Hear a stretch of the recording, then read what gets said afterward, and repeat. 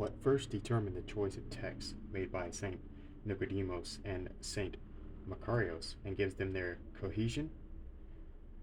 Philokalia itself means love of the beautiful, the exalted, the excellent, understood as the transcendent source of life and the revelation of truth.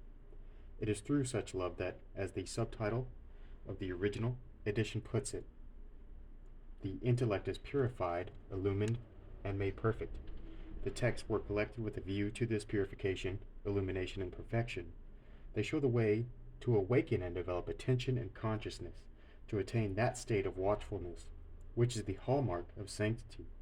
They describe the conditions most effective for learning what their authors call the art of arts and the science of sciences, a learning which is not a matter of information or agility of mind, but of a radical change of will and heart, leading man towards the highest possibilities open to him, shaping and nourishing the unseen part of his being, and helping him to spiritual fulfillment and union with God. The Philokalia is an itinerary through the labyrinth of time, a silent way of love and gnosis through the deserts and emptiness of life, especially of modern life, a vivifying and fadeless presence. It is an active force revealing a spiritual path and inducing man to follow it. It is a summons to him to overcome his ignorance, to uncover the knowledge that lies within, to rid himself of illusion, and to be receptive to the grace of the Holy Spirit, who teaches all things and brings all things to remembrance. The texts of the Philokalia are, then, guides to the practice of the contemplative life.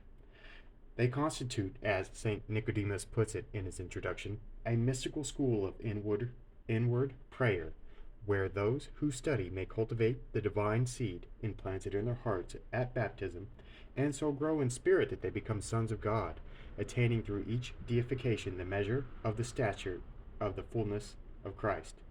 The emphasis is therefore on inner work, on the cleansing of the inside of the cup and plate, so that their outside may also be clean. This does not mean that what one might call outer work, the keeping of the commandments and the practice of the moral virtues, is of no importance. On the contrary, such work is a precondition of that purification without which no real progress in inner work can be made. Indeed, in this respect, outer and inner complement one another.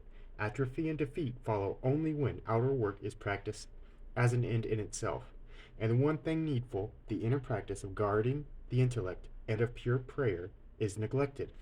St. Nicodemus himself remarks that such neglect is only too common. Many there are who wear their whole life away in outer work, with the result that grace diminishes in them and they fail to realize the illumination of consciousness and purity of heart, which are the goal of the spiritual path that the Philokalia charts for us.